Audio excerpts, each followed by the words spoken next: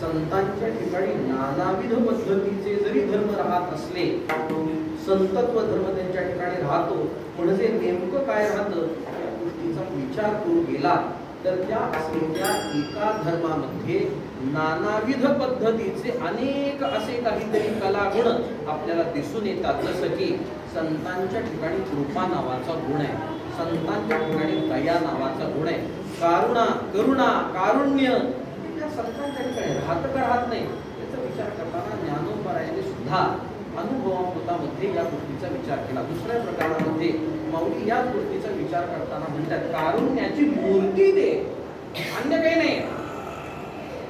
मज पाहता सावेव शांतीची दे. अजून एक गुण माऊली सांगतात की माऊली कल्पना करतात आणि म्हणतात की संत पुरुष आहे, साधू पुरुष आहे, नेमकं काय असलं पाहिजे, त्यांचा देह म्हणजे नेमकं काय आहे, कोणत्या पद्धतीचा विचार त्यांच्या संबंधाने केला जातो. आपल्यासारखे ते दिसतात म्हणजे आपल्यासारखे ते असतात का? राग आहे, द्वेष आहे, काम आहे, क्रोध आहे, अविद्या आहे, असा त्यांचा देह आहे का? अशा त्यांच्या अंतःकरणाच्या वृत्त्या आहेत का? असं त्यांचं ज्ञान आहे का? या सगळ्या गोष्टींचा विचार करताना माऊलींच्या डोळ्यापुढे एक गोष्ट येते आणि माऊली म्हणतात की जर मला विचारलं की संत महात्मा कोण असतो, तर मी असं सांगेन की शांती नावाचा एक रस आहे, समाधान नावाचा एक रस आहे, समाधी नावाची एक वृत्ती आहे.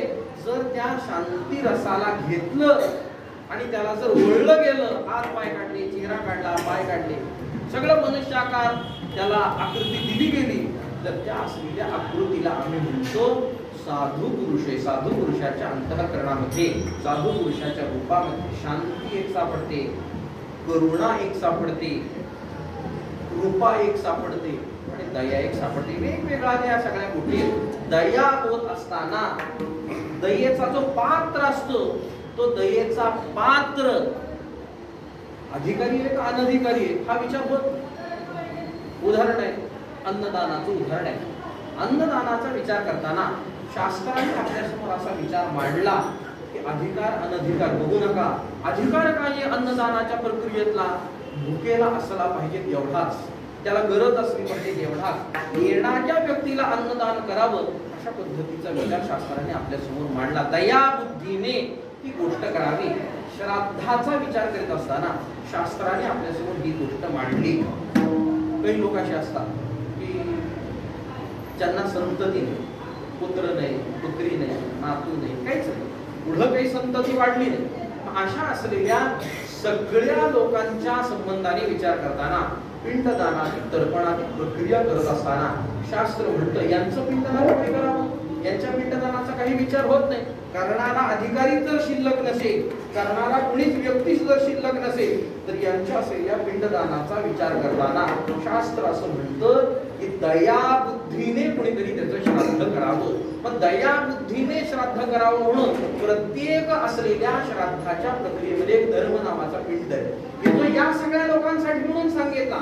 दया बुद्धीने होणारे हे श्राद्ध, दया बुद्धीने होणारे हे तर्पण अधिकार बघून केलं का अनधिकार बघून केलं. अधिकार अनधिकार निरपेक्ष बुद्धी जिथं असते तिथं मात्र आम्हाला दया नावाचा प्रकार सापडतो. कृपा नावाचा प्रकार जर तपासायला गेला तर निजजनाखिल मंगळ, जे माझे निज आहेत, जे माझे आप्त आहेत, जे माझे भक्त आहेत, जे माझे शिष्य आहेत, भगवान म्हणतात, माऊली म्हणतात, त्यांच्या संबंधाने विचार केला गेला तर कृपेचा विचार होतो. कृपा मोक्ष देणारी करत असते. दयेतून मोक्ष होईल का नाही हा विचार स्वतंत्र आहे. ऐहिक कल्याण होण्यासाठी दया नावाची जरी वस्तू असली तरी कृपा नावाची गोष्ट ही मोक्षासाठी आहे. तर गीतेमध्ये वर्णन करताना मोक्ष मूलम गुरु कृपा, गुरूंची जी कृपा आहे मोक्षाचं मूल आहे. मोक्ष त्याच्याने प्राप्त होतो. त्यामुळे दयेहून जी कृपा आहे ती स्वतंत्र पद्धतीची सापडते. ज्याला मोक्ष द्यावयाचा आहे त्याला अधिकार असायला पाहिजे का नको? अधिकार असला पाहिजे. पंढरीचे वारकरी ते अधिकारी, मोक्षाचे अधिकारी हा ज्या अर्थी तिथं शब्द येतो त्याची मोक्ष नावाच्या फलासाठी म्हणून काही ना काहीतरी अधिकार आपल्या ठिकाणी असला पाहिजे. शास्त्राने चिंतन करत असताना असं सांगितलं साधन चतुष्टय संपत्तीयुक्त असा तो असला पाहिजे आणि त्याच्या अंतःकरणामध्ये मल आणि विक्षेप नाही. जे पाप करण्याची वासना आणि चांचल्य हे त्याच्या अंतःकरणात नाही असा जो कोणी साधन चतुष्टय संपत्तीने युक्त आहे, म्हणजे विवेक, वैराग्य, समाधी, षट्क आणि अजून काय येतं मुमुक्षुत्व, मुमुक्षुता ही त्याच्या ठिकाणी आली पाहिजे. जोपर्यंत अधिकार वर्णन करीत असताना त्या असलेल्या फलाची इच्छा त्या असलेल्या व्यक्तीच्या अंतःकरणात निर्माण होत नाही तोपर्यंत सगळी वरची सांगितलेली साधन बोल आहे. काय म्हणून विचार करणार आहे? विवेक आहे, वैराग्य आहे, शम आहे, दम आहे, तितिक्षा आहे, समाधान आहे, श्रद्धा आहे, उपरम आहे, सगळे. आणि त्याच्या अंतःकरणात इच्छाच नाही की आपल्याला मोक्ष प्राप्त व्हावा. का उपयोग आहे त्या व्यक्तीचा? काही एक त्याचा उपयोग होणार नाही. अंतःकरणामध्ये जी इच्छा निर्माण होते ती इच्छा आम्हाला साधना करण्यासाठी म्हणून प्राप्त होत असते, प्रवृत्त करत असते. पुरुषेच्छा, विधी, विश्वास आणि हट्ट असला पाहिजे. आग्रह या चार गोष्टी जोपर्यंत व्यक्तीच्या साधकाच्या अंतःकरणामध्ये निर्माण होत नाही तोपर्यंत तो साधक कोणत्याही पद्धतीमध्ये कोणतीही उपासना, कोणतीही साधना, मग भले ती भक्तीची असो, ज्ञानाची असो, कर्माची असो, कोणती का असेना, तो व्यक्ती प्रवृत्त होत नाही. विधी जर नसेल तर त्या सगळ्या असलेल्या क्रियेला काही एक अर्थ सापडत नाही. संतांनी सांगितलेला तरी विधी असावा, नाहीतर देवतेच्या मुखात आलेला तरी विधी असावा. विधीचा अर्थच आहे की ते विशेषत्वाने हित करणार असं जे वचन ते त्याला म्हणायचे विधी. विशेष असणारी जी धी म्हणजे बुद्धी, तिला म्हणा विधी. आणि ध्येय म्हणजे काय आहे? निश्चयात्मिका बुद्धी. बुद्धीचं स्वरूप सांगितलं शास्त्राने. निश्चयात्मक अशी जी वृत्ती असते अंतःकरणाची, तिला म्हणा बुद्धी. विधी निश्चित असेल तर अनिश्चित असेल. विधी निश्चित आहे. निश्चित असलेला विधी जोपर्यंत आम्ही स्वीकारत नाही, जोपर्यंत आम्ही त्या गोष्टीचं पालन करत नाही, तोपर्यंत कोणत्याही पद्धतीचं फल आम्हाला प्राप्त होणार नाही. या गोष्टीचा विचार आपल्याला करावा लागतो. पंढरपुरी आला तर पंढरपूरचा विधी सांगितला का सांगितला नाही? चंद्रभागे स्नान केलं पाहिजे का नको? व्हायला पाहिजे का नको? देवाचं दर्शन घेतलं पाहिजे का नको? नामदेव पाहिजे जायला पाहिजे का नको? वराह संहिता आणि पद्मपुराण ही जे स्थल पुराण या नावाने प्रसिद्ध असते. आपल्याला कितपत ठेवतोय हे मला माहित नाही, पण मी सांगतो. एक महापुराण असतं, श्रीमद भागवत महापुराण. कल्पाच्या दृष्टीने ज्या पुराणाच्या संबंधाने मोक्ष नावाचं लिहिलं गेलं आणि ज्याची योग्यता या कालाच्या मानाने सांगितली गेली, त्याच्या ठिकाणी महा ही संज्ञा येते, ती उपाधी त्याला लागते, मग ते महापुराण. दुसरं असतं पुराण. 18 पुराणे, त्यात एक महापुराण राहणार.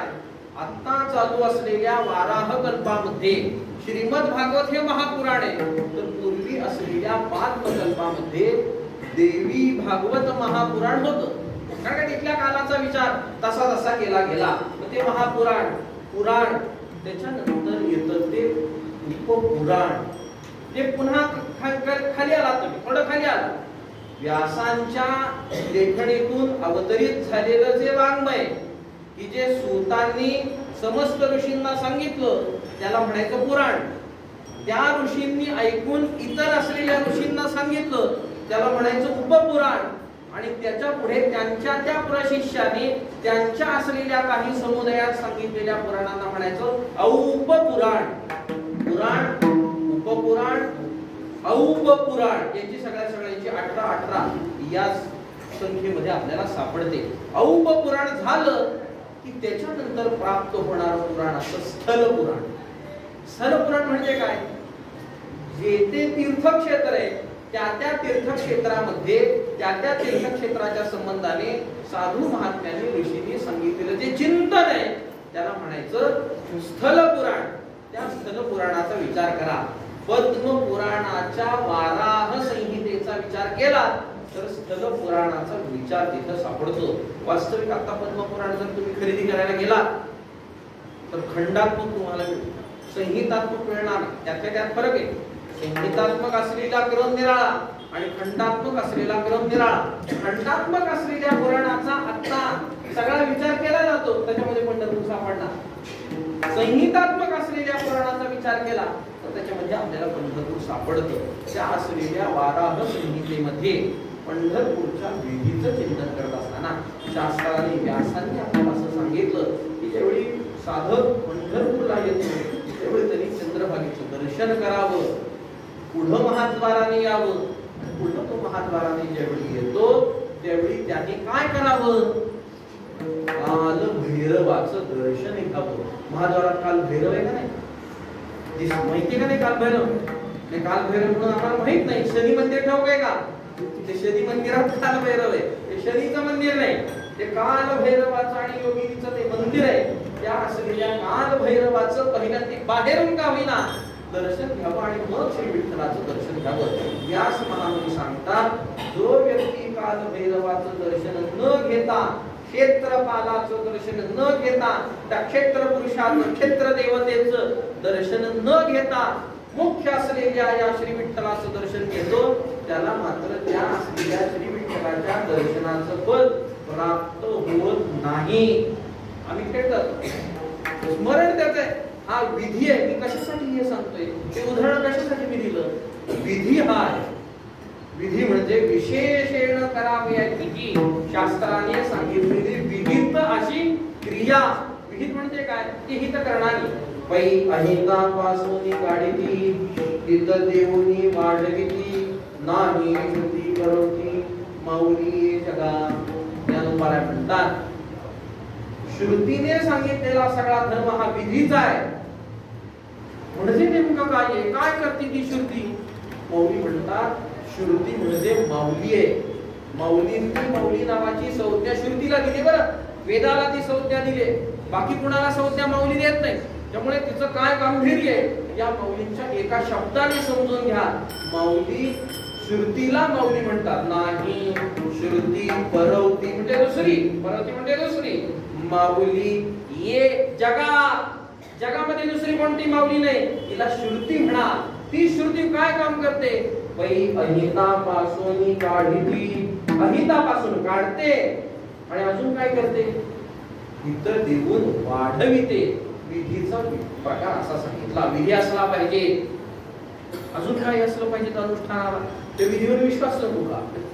विधीवर विश्वास असला पाहिजे. लाख वेद आता उपस्थित आहेत, कोणाचा विश्वास आहे, कोणाचा विश्वास नाही. शास्त्रावर विश्वास कोणाचा राहिलाय का. शास्त्र सोडा, तुकोबाराच्या गाथेवर सुद्धा विश्वास राहिला नाही. एक कथा आपल्याला सांगतो म्हणजे आपल्याला ती गोष्ट लक्षात येऊ शकते. तुकाराम महाराज आणि रामदास स्वामींचा एक काल होता. असं झालं, रामदास स्वामींकडे एक शिष्य आला, काही प्रश्न केले. तुकाराम महाराजांकडे एक शिष्य आला, काही प्रश्न केले. सगळं ते भेटलं. रामदास स्वामींना वाटलं की आपण तुकाराम महाराजांना काहीतरी सांगितलं पाहिजे, काहीतरी संभाषण व्हायला पाहिजे, म्हणजे काहीतरी समाज घडत, काहीतरी अभिसरण नावाची प्रक्रिया, ज्ञानाभिसरण नावाची प्रक्रिया समाजामध्ये घडेल, असा काही विचार संतांचा झाला. रामदास स्वामींनी पत्र लिहून पाठवलं, काय करावं तो उभार आहे. मी समाजाला खूप काही सांगतोय, पण समाजामध्ये काही बदल होईना गेलाय, काही उपाय असला तर सुचवा. तुकोबाराने दुसरं पत्र लिहिलं आणि तुकोबारा म्हटले तुम्ही तर नुसतं सांगताय, मी तर बोंबलून सांगायला लागलं तरी समाजाचा काही फरक पडला, समाजाला काही लक्षात येईना, काय करावं आणि काही नाही. माझी वाणी अशी आहे. सांगण्याचा हेतू असा आहे, विश्वास कोणाचा राहिला. संतांच्या वाणीवर सुद्धा विश्वास काही लोकांचा भाग नाही. अशा असलेल्या लोकांनी कोणती उपासना केल्यानंतर फल परत होते. कोणती उपासना होत नाही. विधी असावा, विश्वास असावा, सगळं खरंय आणि इच्छा संपली तर, पुरुषेच्छा, इच्छा संपली तर काम होणार आहे. इच्छा संपल्यानंतर कोणत्याही पद्धतीचं काम होत नाही. इच्छा असावी लागते. म्हणून म्हणालो मुमुक्षुता वा मुमुक्षुत्व जर सिद्ध नाही झालं तर मागे सगळं असलं तरी ते वाया गेलं, काही शिल्लक राहणार नाही. त्याच्या पुढे चला. शास्त्र म्हणतं पुरुषेच्छा आहे, पण जर तो व्यक्ती म्हणला तर दे रे हरी आणि खाटल्यावर असं म्हणला तर चालेल नाही, चालणार नाही.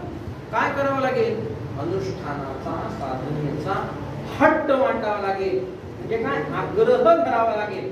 जोपर्यंत तो व्यक्ती असा आग्रह धरणार नाही तोपर्यंत त्याला अनुष्ठान तो करतोय असं होत नाही. आणि जोपर्यंत अनुष्ठान, साधना, उपासना, भक्ती, कर्म, ज्ञान काही जे काही असेल, चिंतन, मनन, निधिध्यासन, जोपर्यंत व्यक्ती करणार नाही तोपर्यंत त्याला कोणत्याही पद्धतीचं फल प्राप्त होतंय असं म्हणता येणार नाहीच नाही. त्यामुळं वेदांताचे ग्रंथ आहेत, त्याच्यामध्ये विचार करताना अधिकार सांगितला. पुढचा मथळा काय सांगतात. अधिकाऱ्याचे कर्तव्य, ते कर्तव्य त्याच्यासाठी सांगितलं. नुसता अधिकारी असणं म्हणजे काय झालं. आधी शांत असलेलं जर सरोवर असेल, किती गोडवे गावे त्या सरोवराचे, किती गाता येतात गोडवे त्याचे, फार नाही. लहान मुलगा यावा, त्यांनी एखादा खडा हातात घ्यावा आणि त्या शांत असलेल्या सरोवरात तो खडा टाकावा. आता ते सरोवर शांत राहील, तरंग उठले का उठले. अंतःकरण शुद्धी नावाचा प्रकार असा आहे, शुद्ध आहे.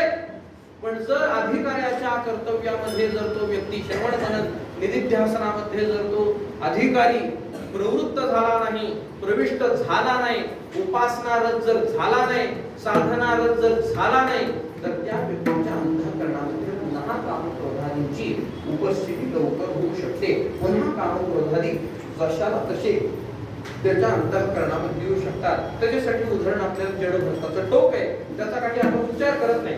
त्या जडभरताच्या चरित्रामध्ये असाच सगळा प्रकार त्या मृगाला झाला का झाला नाही. काहीतरी भावना निर्माण झाल्या आणि त्याच जन्मामध्ये होणारा मोक्ष, त्याच असलेल्या क्षत्रिय देहामध्ये होणारा मोक्ष, अन्य असलेला ब्राह्मण देह, अन्य असलेला जन्म, की जो ब्राह्मणाच्या घरी झाला तो देह घेऊन पुन्हा ही सगळी साधना करून त्या भरताला प्राप्त झाला आणि मग त्याला नावाला जड भरत. एक असलेली गोष्ट त्याला किती प्रतिबंधक झाली, थोडी प्रतिबंधक झाली का? प्रतिबंधाचा विचार करताना शास्त्राने सांगितलं. एक आहे प्रमाणगत संशय, एक आहे प्रमेयगत संशय आणि पुढचा एक सापडतो तो प्रमितीगत संशय. संशयाचे प्रकार असे: प्रमाणांच्या विषयी असलेला अंतःकरणातला जो संशय, संदेह आहे, त्याला म्हणा प्रमाणगत संशय. म्हणजे काय? वेदांचं वाक्य खरं का खोटं, संतांनी सांगितलेलं खरं का खोटं, याच्याविषयी अंतःकरणात संशय निर्माण झाला की त्याला म्हणा प्रमाणगत संशय. प्रमाणांच्या ठिकाणी राहणारा जो संशय प्रमाणगत संशय त्याला म्हणतो. प्रमेयाच्या ठिकाणी असणारा एक संशय, प्रमेय म्हणजे काय? एक सिद्धांत, सिद्धांताला म्हणा प्रमेय. वेदांत शास्त्राचा विचार केला तर प्रमेय काय सापडतं? जीव ब्रह्मैक्य हे प्रमेय सापडतं. त्या जीव ब्रह्मैक्याविषयी असलेला जो संशय, ते खरं की खोटं, असू शकतं का नाही, असेल का नाही, संशयाचं म्हणजे संकल्प विकल्प तिथे असतो, आहे का नाही, आहे का नाही, अशी सगळी जी वृत्ती असते तिला म्हणा संशय, तिला म्हणा संदेह. या असलेल्या संशयाचा विचार जर प्रमेयाच्या दृष्टीने झाला तर तो झाला प्रमेयगत संशय. तिसरा संशयाचा प्रकार सांगत असताना शास्त्राने सांगितलं प्रमाणे पाठे. प्रमाणावर विश्वास आहे, प्रमेय सुद्धा कळलंय, जीव ब्रह्मैक्य असतच, हे सगळं कळलं. संतांवर विश्वास आहे, संतांच्या वाणीवर विश्वास आहे, संतांची वाणी काय आहे, संतांची वाणी काय सांगते, याही गोष्टीवर त्याचा विश्वास आहे, खरंय. पण त्या वाणीचा अनुभव मात्र त्याला काही आला नाही. अनुभव येत असताना अडचण होते की हे सगळं जग ब्रह्ममय आहे का नाही, विठ्ठलमय आहे का नाही. माझ्या ठिकाणी मी विठ्ठल वा विठ्ठल रूप, परमात्म रूप असं जरी त्याला समजलं तरी जगताचा विचार, ओतप्रोत चिंतनाचा विचार जो केला गेला तो सगळा असलेला विचार शास्त्राने करत असताना असा जर संशय शिल्लक राहिला तर त्या असलेल्या संशयाला आपल्याला म्हणता येईल संशय. दुसऱ्या परिभाषेत या संशयाचं चिंतन करताना शास्त्र म्हणलं असंभावना. संभावना म्हणजे काय? होऊ शकतं आणि अनिनिषेध हे केला होतं का नाही कोणास ठाऊक, असा त्याचा अर्थ होतो. म्हणजे काय झालं? हे सगळं जे जगत आहे हे सत्य मानायचं का मिथ्या मानायचं, असा सगळा प्रकार झाला. मग असा सगळा प्रकार होत असताना त्या असलेल्या प्रमिती विषयी जो आम्हाला संशय प्राप्त होतो, तो सगळा संशय, प्रमिती म्हणजे काय? आपल्याला श्रवण करणारी मंडळी असाल, साधक आश्रमातली आपण दिसता, पाठशाळेची आपण दिसता, त्यावरून मी असं समजतोय की प्रमिती हा शब्द आपल्याला कळतो. प्रमिती म्हणजे काय? एखादं विषयाचं ज्ञान आपल्याला झालं की अंतःकरणाची वृत्ती होते, ती अंतःकरणाची वृत्ती प्रमितीमय होते. प्रमिती चैतन्य म्हणजे काय? विचार करा, घटाकडे मी पाहिलं, अंतःकरणवृत्ती घटाकडे गेली, अंतःकरणवृत्ती घटाकार झाली आणि घटाकार झालेल्या अंतःकरण वृत्तीला ज्ञान झालं काय? मी घट जाणला. घट आहे हा विचार नको आहे मला. मी घट जाणला, घट तर आपण बघत नसताना सुद्धा असतच. मी घट जाणला या अंतःकरण वृत्तीचा जो आकार आहे त्या आकाराला म्हणा प्रमिती. म्हणजे काय? प्रमिती चैतन्य म्हणून त्याला आपल्याला म्हणता येतं. जगताच्या विषयी सर्वं कल्विदं ब्रह्म हा जो आकार आहे, जो आकार हा जोपर्यंत अंतःकरण वृत्तीला प्राप्त होत नाही तोपर्यंत संशयामुनी घोर आणि नाही पाप थोर हा संशय.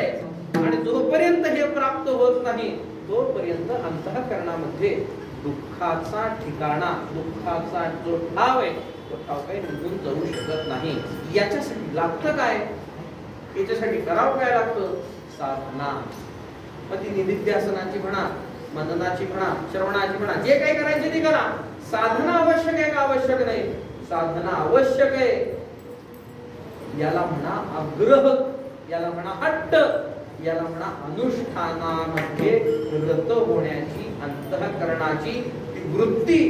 जोपर्यंत ही वृत्ती आम्हाला प्राप्त होत नाही तोपर्यंत फलापासून आम्ही फार लांब आहोत.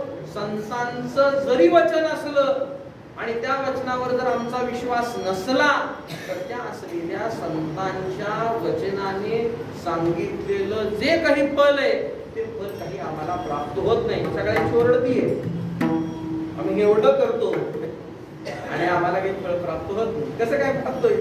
शेवटची जी अंतःकरण वृत्ती आहे, शेवटचा जो आकार फलाच्या संबंधाचा आहे तो तुला प्राप्तच झाला नाही. मग जर तो तुला प्राप्त झाला नाही तर फल तरी तुला कसं काय मिळणार आहे? फल मिळणार नाही. फल जो ज्या व्यक्तीला हवं असतं त्या व्यक्तीच्या अंतःकरणामध्ये मात्र निश्चित पद्धतीचा निसंदेह असावाच लागतो. निश्चय असलाच पाहिजे. आणि निश्चयाचं जे बळ आहे, तुकाराम महाराज म्हणतात, तुका म्हणे तेची फळ, तेच फळ आहे, दुसरं काही फळ नसतं. अंतःकरण वृत्तीचा निश्चय झाला की तेच फळ असतं, आणि काही फळ आम्हाला प्राप्त होत नाही. विधीला का विश्वास, विशेषा आणि अनुष्ठानाचा आग्रह अशा पद्धतीत चार असलेल्या प्रवृत्त्या आमच्या ठिकाणी नाही झाल्या तर आम्हाला कोणत्याही पद्धतीने कोणतंही फल प्राप्त होत नाही. संतांच्या संबंधाने विचार करताना संतांवर विश्वास असला पाहिजे. आणि संतांवर विश्वास असेल तर संतांच्या ठिकाणी असणारी जी सगळी लक्षणे, संतांच्या ठिकाणी असणारे जे सगळे धर्म आहेत त्या धर्मांचा आम्हाला अनुभव येतो. अनुभव रूपम, भक्ती काय आहे? अनुभव रूप आहे. जो व्यक्ती भक्तीला लागतो त्याला अनुभव आल्याशिवाय राहत नाही. हे वचन कोणाचं आहे? नारद भक्ती सूत्रामध्ये असं वचन आलं, अनुभव रूपम. अनुभव देणारी आहे म्हणजे काय आहे? तिचं स्वरूपच तसं आहे. अनुभवतः असं नाहीये, अनुभव रूपम सांगितलं. अग्नी आहे, पळतो का पळत नाही?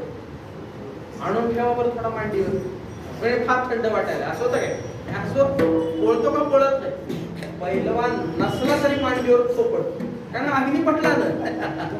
पहिलवानाने थोपटून घेणं ते त्याचा गौरव आहे. पण ज्याच्या अंगामध्ये काही दम नाही त्यांनी सुद्धा मांडी थोपटावी. कधी दिसतो त्याच्या मांडीवर ठेवा, तो 10 वेळा मांडी थोपटून घेतो, फार काही त्याला वेगळं लागत नाही. का असं होतंय? दाहकता हे स्वरूप आहे, दाहकता ही शक्ती अग्नीची. जर दाहकता ही जर अग्नीची शक्ती आहे, दाखवल्या विना राहते का? सापडल्या विना राहते का? नाही. तसं तर होणारच आहे. ते म्हणे आम्हाला माहित नव्हतं आणि आमचा पाय पडला, अग्नीने पोळू नये आम्हाला माहित नव्हतं ना. अरे तुला माहिती असो अथवा नसो, वस्तू सामर्थ्य शक्ती याला म्हणतात. ज्ञान अथवा अज्ञान कोणत्याही पद्धतीचा विचार जरी झाला तरी त्या असलेल्या वस्तूच्या सामर्थ्य रूपी शक्तीच्या योगानं त्या वस्तूचा अनुभव आल्या विना आपल्याला राहत नाहीच म्हणजे नाही. अनुभव येतोच, अनुभव आल्या विना राहणार नाही. मूर्ती ही अनुभव रूप आहे, साधना ही अनुभव रूप आहे. तर अनुभव रूप असणाऱ्या त्या साधनेचा जर विचार केला, साधनेला लागला की अनुभव आला पाहिजे. जोपर्यंत असा साधनेला लागत नाही तोपर्यंत कोणत्याही पद्धतीत अनुभव त्या व्यक्तीला येत नाही. लागला की अनुभव आला. परीक्षा सुद्धा लक्षात ठेवा, अनुभव आला तर खरे. आता अनुभव अनुकूलच असावा असा काही कोणत्या पद्धतीचा अर्थ इथून निघत. अनुभव असावा एवढाच आहे. उलटा तरी येईल नाही तर सुलटा तरी. परमार्थाला लावणारा अनुभव प्रपंचाच्या दृष्टीने उलटाच असतो. 4 लोकांनी आपल्याला शिव्या दिल्या की लक्षात घ्यायचं आपण चांगले परमार्थी झालो, फार काही वेळ लागत नाही. आणि 4 लोक आपली स्तुती करायला लक्षात घ्यायचं आपल्याला थोडस बाजूला काढण्याचा काहीतरी कोणाचा तरी डाव आहे असा सगळा विचार होतो. परमार्थामध्ये येणारा अनुभव व्यवहाराच्या दृष्टीने उलटाच आहे. त्या दृष्टीने विचार केला, अनुभव ही गोष्ट असली पाहिजे. कधी खरं लागलं तरी म्हणे असं आम्ही लागल्यानंतर येतो का? नाही, आम्ही लागल्यावर येत नाही. कुणीतरी अनुभव देणारा लागतो. आणि अनुभव देणाऱ्यामध्ये कोण आहे? सगळ्यात मोठे संत आहेत असं त्या शास्त्राने आपल्यासमोर मांडला. ते जे संत आहेत त्या संतांच्या ठिकाणी असणारा जो कृपा नावाचा धर्म आहे, तो कृपा नावाचा धर्म देणारा आहे, अनुभव देणारा आहे. आणि कसा अनुभव देतो तो? कृपादान केले संती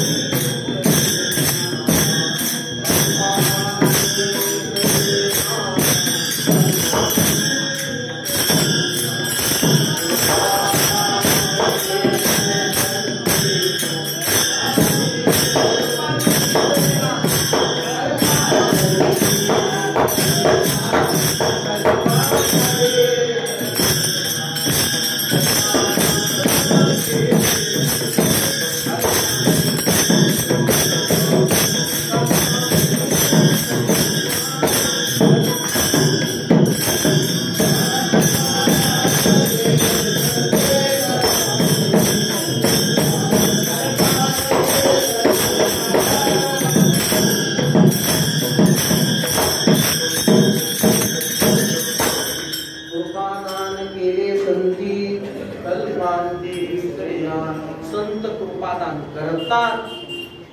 कशी कृपादान करतात? तर कल्पांत झाला, सगळ्या सृष्टीचा नाश जरी झाला तरी कोणत्याही पद्धतीत त्यांच्या असलेल्या कृपेला आटव येत. त्यांची कृपा आटत नाही, त्यांची कृपा संपत नाही. त्यामुळे उदाहरण असलं तर खरं, नाहीतर अर्थवादात्मक बोलणं सांगत असताना 4 फुटाच्या माणसाला सुद्धा सांगितलं जातं 3 फुटापेक्षा तू फार मोठा आहे, तुझ्या एवढं उंच गावात कोणीच नाही, असलं बोलून काही काम करणार. अर्थवादात्मक बोलणं म्हणजे काय? माणिकांच्या भिंती आहेत, हिऱ्याच्या पायऱ्या आहेत, सोन्याची फरशी लावली आहे आणि त्या पलंगावर आज जो पाचूचा लावलाय त्याच्यावर हा राजा मनुष्य झोपतो की जो उठला की भीक मागायला बाहेर जातो. हे असला अर्थवादात्मक स्तुतीपर बोलणं म्हणजे काय फार चांगलं आहे का? नाही, असं सांगू नका. उदाहरण असेल, प्रमाण असेल तर ती गोष्ट खरी. त्या गोष्टीचा विचार करताना श्रीमद भागवताच्या नारद चरित्राचा संकेत करतो आणि पुढे सगळं चरित्र सांगत नाही, सगळ्यांना ठाऊक आहे. नारदांना संतांचा सहवास झाला, किती काळ झाला? चातुर्मास झाला असं वर्णन श्रीमद भागवतामध्ये येतं. वर्षा ऋतूचा काळ आणि शरद ऋतूचा काळ, त्या 2 असलेल्या ऋतूंमध्ये एक ऋतू 2 महिन्याचे, 2 ऋतू 4 महिन्याचे. आणि हे येतात कधी? आषाढीपासून कार्तिकीपर्यंत येतात. चातुर्मासाचा उल्लेख श्रीमद भागवतात असा सापडतो. त्या असलेल्या चातुर्मासाच्या कालावधीमध्ये दासी पुत्र असलेले नारद, म्हणजे पूर्वजन्म, नारदांचा पूर्वजन्माचं चरित्र पहा. ते असलेले नारद त्या गडामध्ये होते. त्या गावामध्ये साधूंचा प्रवेश झाला. साधू त्या ठिकाणी आले. त्यांचं काही भजन, कीर्तन, तपस्या, प्रवचन, काय त्यांचं जे काही सगळं होतं ते सगळं चालू होतं. नारदांनी यावं, दररोज त्यांच्या भजनामध्ये स्वतः राहावं, प्रवचन ऐकावी, ते कसं वागतात, काय वागतात त्याही गोष्टीचा विचार केला गेला. ते सगळं त्यांनी पाहिलं. संतांचं चिंतन करताना त्यांच्याकडून जर काही घ्यावयाचं ठरलं तर त्यांची नुसती वचनं ऐकून घेऊ नका, ते कसं वागतात त्याही गोष्टीचा विचार आपल्याला करावा लागतो. वाचा बोलू वेद नीती करू संती केले ते असं म्हणलंय का नाही? करू संती केले ते म्हणताना संतांचं वर्तन आम्हाला बघावं लागेल का नाही? त्याच्यातून आम्हाला काही शिकावं लागेल का नाही? संत काय वागताय, काय करताय याही गोष्टीचा विचार नारदांनी केला. नारदांच्या समोर ते सगळं होतं. चातुर्मास सगळा संपन्न झाला. जाताना त्यातला 2 वर्षांना वाटलं की हा लहान मुलगा आहे, 5 वर्षाचा आहे. पंचहायनः असा शब्द त्या ठिकाणी. पंचहायनः म्हणजे काय? 5 वर्ष. 5 वर्षाच्या असलेल्या त्या नारदांना पाहिल्यानंतर त्या साधू पुरुषांच्या अंतःकरणामध्ये वृत्ती निर्माण झाली. एवढा लहान 4 महिने हा दिवस आपल्यापाशी आला. सगळं आपण जसं करतोय तसं हा करू लागला. सातत्याने आपल्यापाशी राहू लागला. याला काहीतरी सांगितलं पाहिजे, याला काहीतरी दिलं पाहिजे. त्या संतांनी स्वतःचा हात त्या नारदांच्या मस्तकावर ठेवला. माथा थापटिला जैसा, ज्ञानेश्वरमध्ये आलं का नाही, महावाक्याची नावे गुरुकृपेची निभावे, माथा हातू ठेविला नोहे थापटिला जैसा. थापटतायत, मस्तकावर हात ठेवतायत, त्या नारदांच्या संबंधाने क्रिया झाली. कानामध्ये त्यांच्या मंत्र दिला गेला. म्हणजे मंत्र दान, जप दान करतो. जोपर्यंत जपाचं दान श्री गुरूंच्या माध्यमाने, महात्म्याच्या माध्यमाने, शिष्याच्या साधकाच्या ठिकाणी होत नाही, तोपर्यंत ज्याच्या असलेल्या अंतःकरण वृत्तीमध्ये नामाचा संचार होत नाही. बरं, सद्गुरु वाचोनी नाम नये हाता. हातात नाम येत नाही म्हणजे काय आहे, आम्हाला कोणीतरी सांगावं लागणार आहे. जोपर्यंत श्री गुरु रूपी संत आम्हाला ही गोष्ट सांगत नाही, तोपर्यंत आमच्या ठिकाणी नामाचा संचार होत नाही. असा सगळा प्रकार घडला. नामस्मरणाचं दान झालं, संत निघून गेले, नारद मनात गेले. आई त्यांची सर्पदोषाने मृत झाली. उत्तरेच्या दिशेने नारद निघाले. आणि आता संतांनी आपल्याला सांगितलं की परमात्म्याचं दर्शन झाल्याविना आयुष्याचं काही सार्थक होत नाही. आयुष्याचा अर्थ म्हणजे संतांचं दर्शन आहे, परमात्म्याचं दर्शन आहे, मोक्षाची प्राप्ती आहे. मग त्यांनी दिलेलं साधन आपण करावं. आणि जोपर्यंत परमात्मा आपल्याला येऊन भेटणार नाही, तोपर्यंत आपण उठायचं नाही, असा विचार केला गेला. नारद बसले, नारदांनी तपश्चर्या केली आणि असा निर्णय निश्चय केला.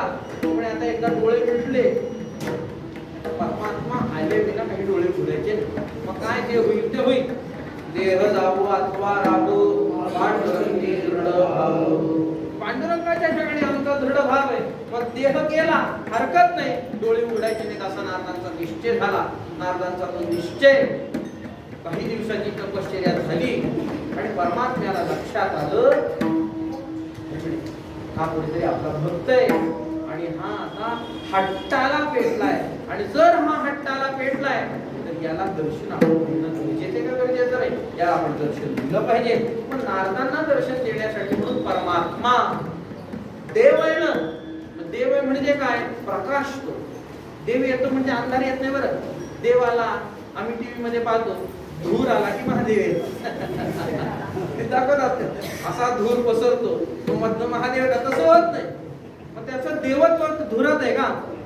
देव या शब्दाचा अर्थ दिव या धातूपासून आहे. म्हणजे काय, प्रकाशने, प्रकाश असा आहे तो.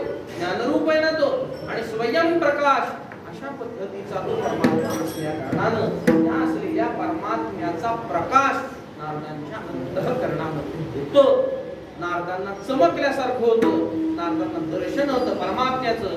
नारद त्या परमात्म्याच्या दर्शनामध्ये लीन होतात, तल्लीन होतात. नारदांना दुसरं काही आठवण राहत नाही. नारदांना तेच हवं असतं, परमात्माला, परमात्माला. आणि अचानक काहीतरी गडबड होते आणि परमात्मा निघून जातो. नारद डोळे उघडतात, पुन्हा हट्टाला पेटतात, पुन्हा बसतात. डोळे परमात्म्याची आकाशवाणी होते आणि परमात्मा सांगतो, या जन्मात काही तुला माझं दर्शन होणार नाहीये, पुढील जन्मामध्ये तुला माझं दर्शन होईल. पुढील जन्म कधी झाला, श्रीमद भागवत सांगतो पुढच्या कल्पात झाला. ते एक कल्प म्हणजे ब्रह्मदेवाचा दिवस आहे. बरं, आणि त्याची गणना काही कोटी वर्षात आहे, हे थोडी थोडकी नाही. किती कोटी वर्ष कोण आटतो. ब्रह्मदेवाचं एक दिवस म्हणजे त्याचं गणित असं आहे. अशी एक कथा सांगतात. नारद ब्रह्मदेवाकडे गेले. ब्रह्मदेवाला नारदाने सांगितलं, देवा रावणाचा जन्म झालाय. ब्रह्मदेव जेवायला बसले. काही त्यांचं झालं असेल अर्ध सूत्र, जेवायला बसलो. नारदाने सांगितलं ब्रह्मदेवाला, देवा रावणाचा जन्म झालाय. ठीक आहे. नारद खाली आले. सगळं रामायण घडलं. रावणाचा वध झाला, सगळं झालं. जिकडे जायचे तिकडे झालं. पुन्हा नारद ब्रह्मदेवाकडे गेले आणि ब्रह्मदेवाला म्हणाले, देवा रावणाचा वध झालाय. ब्रह्मदेव काय करत होते, हात धुत होते. एवढा मोठा कालावधी ब्रह्मदेवाच्या जेवणात जर आटोपत असेल तर ब्रह्मदेवाचा दिवस किती मोठा म्हणून सांगायचा. थोडा थोडका सांगता येतो का. ब्रह्मदेवाचा दिवस म्हणजे आपले किती लाख जन्म होतील, किती वेळा आपली फजिती होईल, कोणास ठाऊक. फजितीशिवाय दुसरं काही आपल्या वाटेला येणार नाही. असा एक कल्प ब्रह्मदेवाचा झाल्यानंतर तो एक कल्पाच्या उपरांत नारदांचा पुन्हा जन्म होतो आणि तो ब्रह्मदेवाच्या ठिकाणी होतो. मानस सृष्टी, मानस उत्पत्ती या प्रकाराने ब्रह्मदेवाच्या ठिकाणाहून नारद येतात आणि स्वर ब्रह्म विभूषित अशा वीणेसह येतात. नारद येतात ते साधनेसह येतात, कारण का साधन आधीच प्राप्त झालेलं होतं. त्या असलेल्या नाम मंत्राचं स्वरूप काय आहे तर स्वर ब्रह्म विभूषित वीणा. त्यामुळे कीर्तनात वीणा घेतात, भजनात वीणा घेतात. कशाला घेतात? मंत्र महत्वाचा, नाम मंत्र महत्वाचं, भजन अभंग महत्वाचे, कवीणा महत्वाचा. आता काही लोक वीणा डोक्यात पडतात. भांडणं झाली वारकरी लोकांची, ते अर्धे असतात काही लोक, आणि वर्ण असं थोडंसं रिकामं असलं ते भांडणं. आता इथं गदा कोणती आणायची आणि काय आणायचं, ते उचलतात वीणा आणि डोक्यात फोडतात. त्यामुळे महाराजांना काही कथा माहिती असतील ज्या मी सांगतोय त्या सगळ्यांना माहिती असेलच असं नाही, पण घटना खऱ्या आहे. बरं, वीणा डोक्यात फोडतात, ती भांडण करायची वस्तू आहे, युद्ध करायची वस्तू नाही. मग ती का घेतली जाते? उगाच घ्यायची का? त्यामुळे स्वर लावायला काय गायक आहेत का सगळे जण? नाही, त्याचा विषय होणार. कशासाठी घेतली जाते हे तर दुय्यम आहे. गाणं वगैरे, गायन वगैरे हे दुय्यम आहे. मुख्य भाग काय आहे? मंत्र स्वरूपता त्या वीणेला आहे. नारद हे साधनेसह अवताराला आले, प्रगट झाले. ते स्वर ब्रह्म विभूषित वीणेने अवताराला आले. म्हणजे ते वीणा काय असला पाहिजे? सात्विकता त्याची काय आहे? मंत्र स्वरूपता ही त्याची सात्विकता आहे. नाम रूपता ही त्या वीणेच्या संबंधाने आम्हाला चिंतन करता येते. नारद आले आणि नारदांना परमात्म्याचं दर्शन झालं. मी आपल्याला कशासाठी सांगतोय? एक कल्प सरला, दुसरा कल्प आला, ती हिरण्यगर्भाची उत्पत्ती झाली, मग ब्रह्मदेवाची उत्पत्ती झाली. आणि हा कल्प म्हणजे काही लहान नाही, हा महाकल्प आहे. ब्रह्मदेव सरलाच आहे आणि मग प्रगट झालेला दुसरा ब्रह्मदेव तो काही एक दिवसाचा नाही. एक दिवसाचा कल्प तो उपकल्प, आणि महाकल्प सृष्टी विनाशाला जाते आणि पुन्हा निर्माण होते, त्याला म्हणा महाकल्प. 3 कल्प आहेत पहा. एक आहे ब्राह्म नावाचा कल्प, एक आहे पाद्म नावाचा कल्प, आणि एक आहे आता चालू असलेला वाराह नावाचा कल्प. याच्यामध्ये प्रत्येकात 100-100 वर्ष ब्रह्मदेवाचे. आता चालू असलेला वाराह कल्प श्वेत नावाचा, श्वेत वाराह कल्पे. म्हणजे काय? ज्या कालावधीमध्ये भगवान परमात्म्याने वराहाचा अवतार धारण केला त्या कालावधीला म्हणलं वाराह कल्प. ज्या कालावधीमध्ये ब्रह्मदेवाचं कमळ उत्पन्न झालं त्या कल्पाला म्हणलं पाद्म कल्प. ज्या कालावधीमध्ये ब्रह्मदेवाची उत्पत्ती नारायण परमात्म्यापासून, हिरण्यगर्भापासून निर्माण झाली, उत्पत्ती झाली, त्या कालावधीला म्हटलं ब्राह्मकल्प. याच्यापेक्षा दुसरे कल्प सापडणार, याच्यात उपकल्प आहे. असा कल्प सरला, सगळी सृष्टी संपली, एवढा कालावधी लोटला. झालं काय? संतांची कृपा संपली का? संतांची कृपा संपली नाही. तुकाराम महाराज म्हणताय, कृपादान केले संती कल्पांती सरेना. नारदांना एकदाच कृपा मिळाली होती, एकदाच नामघोष त्यांच्या अंतःकरणात घुमला होता. संपला का? तो नाद गेला का? नाही, गेला नाही. कल्पच्या कल्प सरले तरी तो संबंध काही टाळता येत नाही, तो संबंध काही विनाशाला जात नाही. असं जे नामस्मरणाचं दान करणारे आहेत, नामस्मरणाचं दान करणारे जे संत आहेत, त्यांच्या ठिकाणी दातृत्व नावाचा धर्म नाही असं म्हणता येईल का? म्हणता येणार नाही. अजून म्हणावं काय लागेल? असलं दान करणारे हे एकटेच आहेत. अभंगाच्या पहिल्या चरणामध्ये सांगतात, तोची एक दान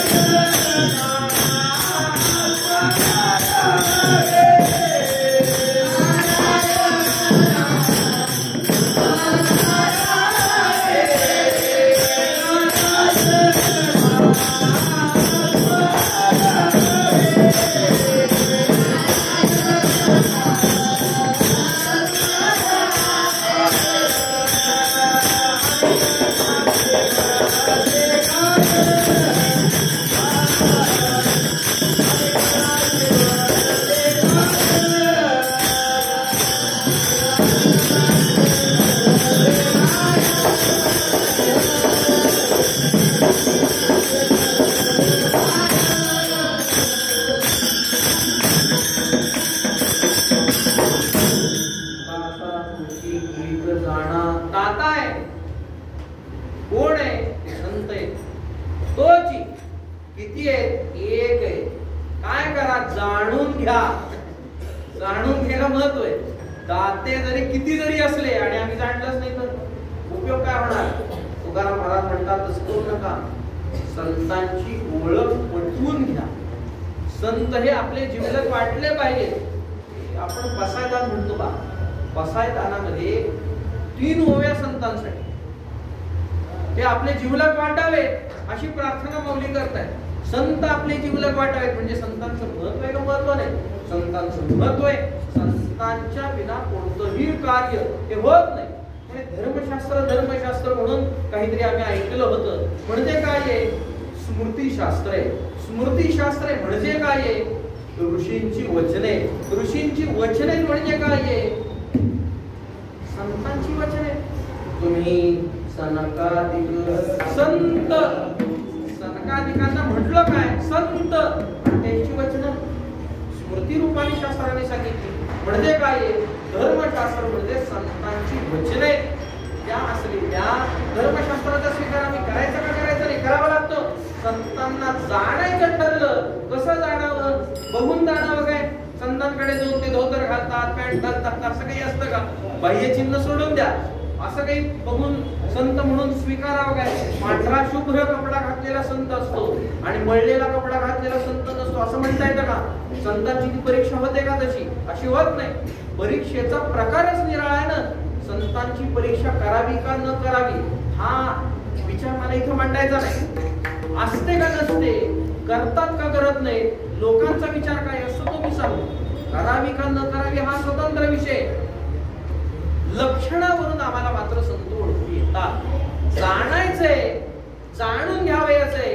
जे लक्षण तशी आम्हाला दिसतात त्यातलं लक्षण सांगत असताना म्हणतात नारायणा स्मरणी. ज्याच्याकडे गेल्यानंतर नारायणाचं, नारायण परमात्म्याचं, पांडुरंग परमात्म्याचं आम्हाला स्मरण होतं. तो परमात्मा आम्हाला कळतो. त्या असलेल्या संतांच्या ठिकाणी जा. या असलेल्या एका गोष्टीवरून त्यांना जाणा. म्हणजे तुम्हाला लक्षात काय येईल? दाते खूप असले, देणारे खूप असले तरी हा एकटा मात्र दाता निराळा आहे की जो दाता दान केल्यावर स्वतःचं कल्याण नाही, ज्याला दान केलं त्याचं कल्याण करतो. शास्त्रामध्ये दानाची प्रक्रिया उलटी दिली. आपल्याला काही संकट आलं, दान करा. कशासाठी दान करा? संकट जात नवग्रहाचा विचार होतो. राहू कोपला तू मंगळ. मौली म्हणतात नावाचं मंगळ आहे. नाव फक्त मंगळ आहे, कार्य काही त्याचं मंगळाचं नाही. मंगलतेचं कार्य त्याचं नाही. तो समजा कोपला, काय करा? ज्योतिष विद्या सांगते दान करा. आपण दान करा, सुवर्ण दान करा, धान्य दान करा, हे करा ते करा. ते दान घेऊन कोणाचं कल्याण झालं? ते अकल्याण होतं असं मी म्हणत नाही. कल्याण घेणाऱ्याचं झालं का देणाऱ्याचं झालं? विचार काय होतो? समजा मी 1 कोटी रुपये तुम्हाला दिले, माझं कल्याण झालं का तुमचं कल्याण झालं? कोणाचं कल्याण होणार आहे? या 1 कोटी रुपयाने कोणाचं कल्याण व्हायचं नाही. देणाऱ्याचं कल्याण. शास्त्राने सांगितलेल्या ज्या सकाम वृत्त्या आहेत, सकाम दाने, त्या गोष्टीचा विचार केला तर देणाऱ्याच्या कल्याणाचा विचार झाला. इथं कुणाचं कल्याण होतंय? घेणाऱ्याचं कल्याण होतंय. संतांच्या कल्याणाचा विचार नाही. ते सतरती सतरती सतरती स लोकांतार्यति. नारद ऋषी म्हणताय, देवर्षी म्हणताय ते स्वतः तरले, स्वतः तरले, स्वतः तरले आणि अजून काय केले? लोकांना तारला. हा सगळा प्रकार आहे. हा सगळा प्रकार आहे. या असलेल्या दात्याचं चिंतन करा. हा दाता असा दुसरीकडे सापडणार आहे का? असा दुसरीकडे सापडणार नाही. त्यामुळे व्यावृत्ती केली एक आणि तोची या शब्दाने काय केली? व्यावृत्ती केली. सगळ्यांपासून बाजूला काढलं गेलं. सटीक लक्षण बसवण्याच्या दृष्टीने इथे न्यून पोचवलं. कोणाचा संग्रह होऊ नये, अतिव्याप्ती होऊ नये, अव्याप्ती होऊ नये, असंभव असा दोष येऊ नये, या सगळ्या गोष्टींचा विचार केला गेला आणि लक्षण घटित केलं गेलं. कोची एक दाता जाणा नारायणा स्मरणी. जो नारायणाला स्मरवतो असा जो दाता आहे तोच एक आहे, दुसरे कोणी नाही. नारायणाला स्मरवतो म्हणजे नारायणाचं दर्शन देतो. कसलं दर्शन देतो विचार करा. विठ्ठल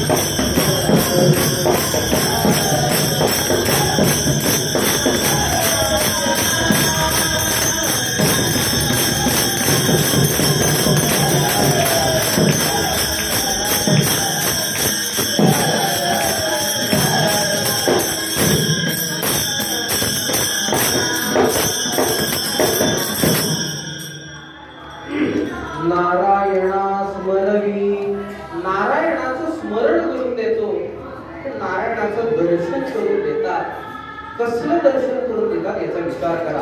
प्रत्यक्ष दर्शन करून देतात, अप्रत्यक्ष दर्शन करून देतात, परोक्ष दर्शन करून देतात की अपरोक्ष दर्शन करून देतात. विचार केला पाहिजे. दर्शन करून देतात, फल देतात. म्हणजे कसलं फल देतात? नारायणाचं स्मरण करून देत असताना परोक्षता आणि अपरोक्षता या दोन गोष्टींचा आम्हाला विचार करावा लागतो. पहिल्यांदा विचार करा, नारायण परमात्मा परोक्ष का अपरोक्ष? जर परोक्ष असेल तर त्या नारायण परमात्म्याचं दर्शन आम्हाला अपरोक्ष करून दिलं तर दात्याने आम्हाला काहीतरी दिलं असं होईल. जर तो परोक्ष असून त्या नारायण परमात्म्याचं दर्शन परोक्षच करून दिलं तर काय दिलं तुम्ही बाबा? जे होतं या खिशातलं या खिशात टाकलं. म्हणजे तुमचा काय उपकार मानावा? तुमचा काय उपकार मानता येत नाही. आमचा वेडेपणा सिद्ध होईल एवढीच गोष्ट आहे. नारायण परमात्मा परोक्ष अपरोक्ष विचार करा. विठ्ठलाचं दर्शन कोणाला झालं? विठ्ठलाचं ज्ञान आता कोणाला? विठ्ठल कसा आहे कोणाला ठाऊक आहे का? त्यामुळे संतांच्या वचनाने नाही, कसं जाणार नाही. शब्द ज्ञानाचा विचार निराळा आहे. प्रमेय ज्ञान हा प्रकार निराळा आहे. प्रमिती रूपामध्ये आलाय का नाही त्या गोष्टीचा विचार करावा लागणार नाही. अनुभव प्रमिती रूपात आले म्हणजे मी जाणलं या रूपात आलं का आलं नाही या गोष्टीचा विचार आम्हाला करावा लागणार आहे. अनुभव गम्यता ही जी काही ईश्वराच्या संबंधाने परमात्म्याच्या संबंधाने शास्त्राने सांगितली ती अनुभव गम्यता. आणि का अनुभव तो आला का या गोष्टीचा थोडासा विचार केला म्हणजे नारायण परमात्म्याच्या संबंधाने चिंतन होतं. नारायण परमात्मा सामान्य रूपाने सगळ्यांनाच ज्ञान. खांब आहे का खांब नाही? खांब आहे. पुढचा मनुष्य दिसतो का दिसत नाही? दिसतो. म्हणजे हे काय दिसणं कशात आलं? अस्तित्व कुठून आलं? त्या अस्तित्वाचा विचार केला तर शास्त्राने सांगितलं त्या परमात्म्याच्या बघण्याचा आस्ती नावाचा गुण आहे. तर त्या आस्ती नावाच्या गुणाने समस्त असलेल्या गोष्टींच्या ठिकाणी अस्तित्व नावाचा धर्म आम्हाला दिसतो. सत हा धर्म त्या परमात्म्याच्या ठिकाणी असल्या कारणानं सगळीकडे तो परमात्मा आम्हाला दिसतोय. सगळ्या असलेल्या वस्तू आम्हाला कळत आहेत. कोणाचं कल्याण झालं?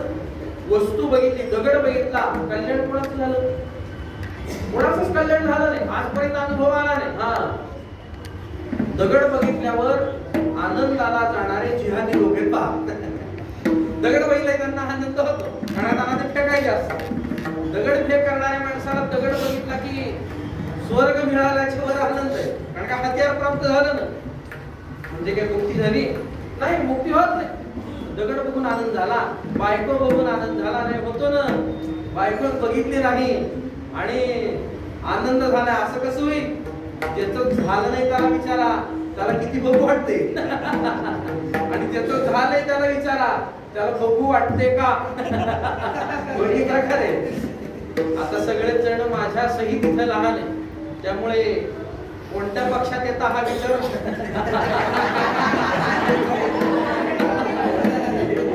बघा एवढं कसं आहे, तपासून गोष्ट घ्यावी. टाकायची असली तरी तपासायला काय बिघडते? एखादा पदार्थ चांगला का चांगला नाही, चव बघून घ्यावा. मग चवीसाठी तरी हात हाताला लागेल का?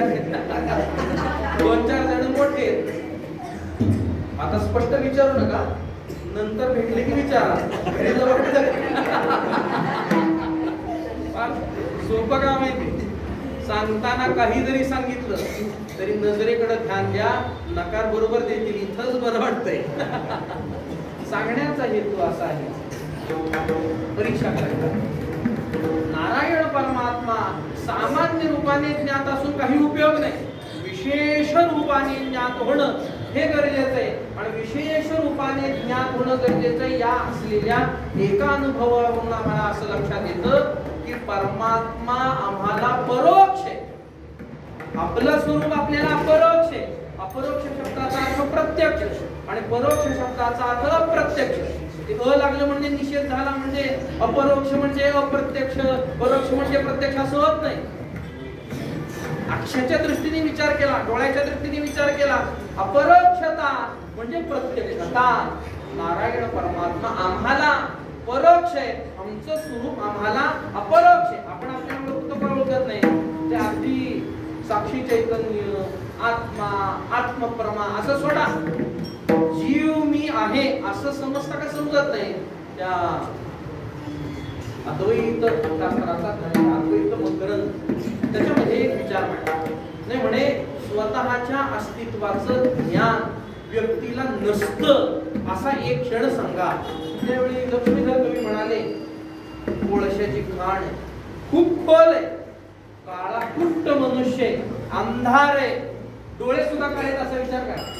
तो खाली जाऊन बसला, दिवा नाही, काही नाही, काही नाही, आणि पुन्हा डोळे मिटून बसला. त्यावेळी तरी त्याला वाटेल का आपण नाही म्हणून? दिसत काहीच नाही, त्याला वाटेल मी नाही म्हणून. नाही, तिथं सुद्धा अस्तित्वाची जाणीव आहे. यालाच काय म्हणतात?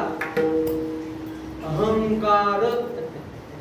अहंकार असा आहे बरं, ते आत्म्याच्या पशी जाऊन बसलेला आहे. तो काय असा काय साधा सुद्धा नाही. स्वतःचं जे ज्ञान आहे ते अहमाकार आहे. आणि मी आहे, मी आहे, मी आहे ही वृत्ती आहे, ती अहंकाराची वृत्ती. फार नजीकचा संबंध आहे, ते फार अवघड आहे, कठीण काम आहे ते. याच्यातलं सुटका करणं म्हणजे परमार्थ. अहंकारातून अहमाकार वृत्ती होणं याला परमार्थ म्हणा. स्वतःचं असलेलं ज्ञान जीव म्हणून हे मला प्रत्यक्ष रूपाचे, अपरोक्ष रूपाचे परमात्म्याचं आहे का? नाही ना, परमात्मा परोक्ष आहे, काम भागत नाही. मग काय करा? त्या परमात्म्याचं ज्ञान आम्हाला कोणीतरी दिलं पाहिजे. कोणी द्यावं? झोपलेला मनुष्य झोपलेल्या मनुष्याला उठवत होता, विचार केला पाहिजे. योगायोगाच्या गोष्टी सोडायच्या की दोघं जण शेजारी झोपले आणि एकाला लाथा मारायची सवय. म्हणजे त्याला त्यांनी आम्हाला जाग केलं बघा असं म्हणता येत नाही. हा किरकोळ भाग आहे. जाग कोण करू शकतो? संतान विना कुणीही जाग करू. वासुदेवामध्ये याचं वर्णन आलं ना, जागा जागा जागा. जागा करणारे कोण आहे? संतान विना कुणी नाही. ज्याला त्या वस्तूचं ज्ञान आहे तोच एक परमात्मा, ज्याला कळला तोच एक महात्मा आम्हाला त्याचं ज्ञान करून देतो, अन्य कोणी आम्हाला करून देणार नाही. जागा असलेला मनुष्य झोपलेला उठवेल. संतांना परमात्म्याचं ज्ञान आहे, बाकी कुणाला ज्ञान नाही. परमात्मा अदृश्य आहे. त्या अदृश्य असलेल्या परमात्म्याचं ज्ञान देणारे संत असतात. रवी दीप इरात दाविदी देखणे अदृश्य दर्शने संतांची या संत हे त्या अदृश्य असलेल्या परमात्म्याचा आपल्याला ज्ञान देतात. संतांचा महिमा आहे. हे जे दान आहे हे दान असलं कोण करू शकतो? नाही म्हणे देव करतो का? देव करत. देवाला काही देणं घेणं नाही. देव स्वतःच आहे ना. देसी देवा देसी ऐसा अससी उदार काय वर्णू देवा तुझे कृपणाचे द्वार. तू कृपण आहेस, घेतल्या विना काही देत नाही. पण त्याला संतांच्या पुढे जर थांबवलं त्याला दाता कसं म्हणावं? त्याला तू देतोय असं कसं म्हणावं? म्हणता येत नाही. त्याचं ज्ञान देण्यासाठी म्हणून तो परमात्मा कधीही उभारत नाही. ज्यावेळी स्वतः परमात्मा स्वतःचं ज्ञान देण्यासाठी म्हणून उभारतो त्यावेळी त्याला संत म्हणावं लागतं. देवते संत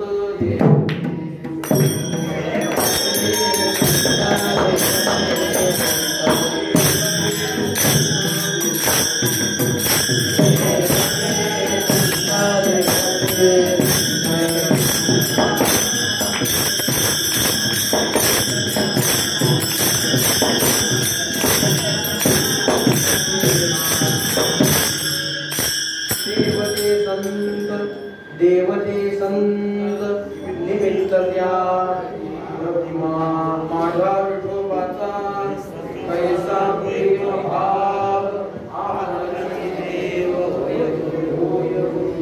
गुरु व्हायचं आहे त्याला स्वतःचं ज्ञान देण्याची व्यवस्था करावी लागते. तोपर्यंत होत नाही. त्या परोक्ष असलेल्या नारायणाचं ज्ञान करून देणारा जो त्याला म्हणा दाता. त्याच्या व्यतिरिक्त जे कोणी दान देणार आहे त्याचा जो विचार आहे, त्या दानाचा जो विचार आहे, तुकाराम महाराज म्हणतात दुसऱ्या चरणामध्ये गोष्ट सांगताना म्हणतात अनेक नाशिवंते काय नसरे आय ह्याच्याने. नाशिवंत जे म्हणून अजून काही गोष्टी असतील त्या असलेल्या गोष्टीच्या दानाने वा त्या असलेल्या दानाच्या घेण्याने अंतःकरण वृत्तीची इच्छा शांत होते काय? अंतःकरण वृत्तीची इच्छा शांत होत नाही. अंतःकरण वृत्ती सदैव धावती राहते. विषयाची प्राप्ती झाली तर दुसरा विषय लागतो, दुसरा झाला तिसरा लागतो, तिसरा झाला चौथा. अनवश्य प्रसंग आहे. कुठं थांबण्याची प्रक्रिया आम्हाला सापडत नाही. एकापेक्षा एक आपल्याला मिळतच राहावे लागतात. त्यामुळे या असलेल्या अनुभवावरून जे कोणती नाशिवंत पदार्थ असतील, जे नाशिवंत पदार्थ म्हणजे आता थोडक्यात सांगतो, उत्पन्न होतात आणि नष्ट होतात त्याला म्हणा नाशिवंत. उत्पत्ती जरी कळली तरी नाशिवंत नावाचा धर्म त्यांच्या ठिकाणी आला. जो उत्पन्नच होत नाही म्हणजे अनादि आहे, त्याचा अंत कधी होणार नाही, तो अनंत आहे म्हणजे तो नाशिवंत नाही. अशा पद्धतीचा अर्थ आपल्याला सापडतो. अशा असलेल्या वस्तूचं दान खरंय, त्या परमात्म्याचं दान खरंय. तो परमात्मा अनादि आहे आणि अनंत आहे.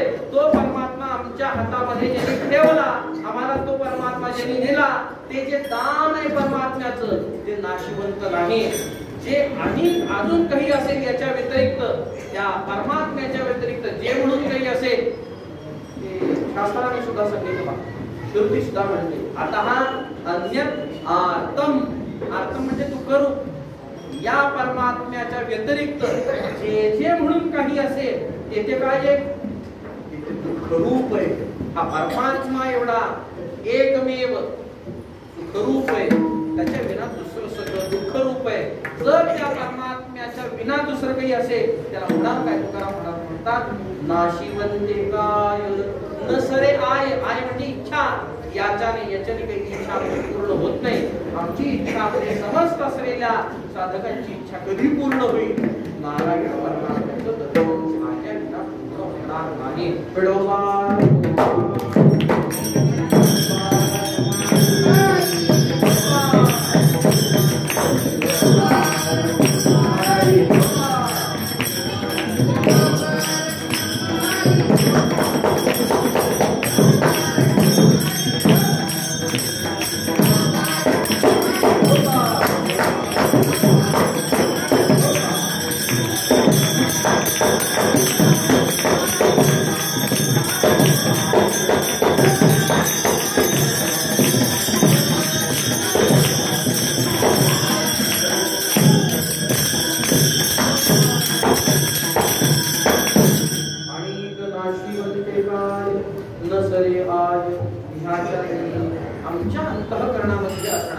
साधकाच्या अंतःकरणामध्ये असणारी, थोडं खाली उतरून सांगतो, मनुष्य मात्राच्या अंतःकरणामध्ये असणारी इच्छा ही नारायण परमात्म्याच्या ज्ञानाविना कधीही तृप्त होणारी नाही, संपन्न होणारी नाही. विषयांच्या प्राप्तीने त्याची इच्छा बळावत राहते, असा आपल्याला सगळ्यांना अनुभव येतो. या गोष्टीचं चिंतन करा.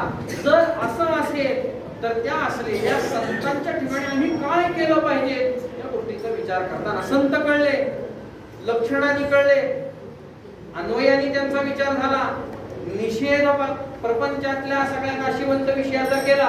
आता आम्ही त्या संतांविषयी काय केलं पाहिजे या गोष्टीचा विचार करताना या अभंगाच्या तिसऱ्या चरणामध्ये तुकाराम आपल्याला सांगत आहे.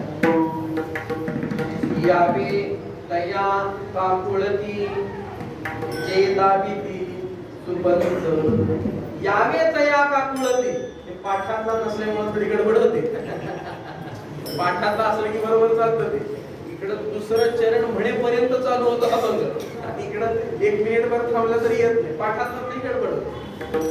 यावे तया काकुळती जे दाविती सुपंथ, ज्या नारायण परमात्म्याचा मार्ग दाखविणारे जे आहेत ते सुपंथ दाखविणारे, अशा पंथ दाखविणारे नाही बरं, सुपंथ दाखविणारे. कल्पतरू आणि सुकल्पतरू मध्ये जो फरक आहे तो पंथ आणि सुपंथात आहे. कल्पतरू काम काय करतो, जे मागील ते देतो. तिथं जर त्याला म्हटलं त्या अमुकाची हत्या होऊ दे, हत्या करतो. आणि सुकल्पतरू काय करतो, जे योग्य आहे, जे हितकर आहे तेच देतो, अहितकर देतच. त्याला म्हणा सुकल्पतरू. पंथ खूप पंथ आहेत, वेगवेगळे पंथ आहेत. नरकात नेणारा सुद्धा पंथ असतोच, पण तो पंथ काय कामाचा नाही. तुकाराम महाराज म्हणतात सुपंथ, सम्यक पंथ, योग्य पंथ, तो सुपंथ जे दाखवितात अशा असलेल्या संतांच्या ठिकाणी आम्ही काय करावं. यावे तया काकुलती, संत महात्म्या गुरुदेवा माझा उपहार करा, मला मी साधन द्या की आपल्या चरणाची एकनिष्ठ आहे, की आपल्याला शरणागत म्हणून आलो आहे. असा सगळा विचार त्या सरांनी आपल्या समोर मांडला. तुकाराम महाराज तेच म्हणतात, काकुलतीला या, दांभिकता दाखवू नका, काकुलतीला या, अंतःकरणाची इच्छा अति तीव्र करून त्या असलेल्या इच्छेने त्या संतांची शरणागती करणं, हा सगळा प्रकार आपल्याला काकुलतीच्या संबंधाने येत असतो. अंतःकरणामध्ये दुसरा विचारच राहू नये, अंतःकरणात तोच एक विचार असावा आणि तोच असलेला संतांविषयीचा विचार काकुलती ज्या वृत्तीने आम्हाला सांगता येतो. त्या संतांना आम्ही काकुलतीला येतोय, पुढे जाऊन काकुलतीला यावं, काकुलती नावाची वृत्ती अंतःकरणात निर्माण व्हावी याच्यासाठी म्हणून अधिक तीव्र करतात. आणि त्या संतांचं महत्व सांगत असताना कळसामध्ये तुकाराम महाराज त्या संतांच्या असलेल्या उपकाराविषयी पुन्हा एकदा जाणीव करून देतात आणि संतांचं लक्षण पूर्ण करतात.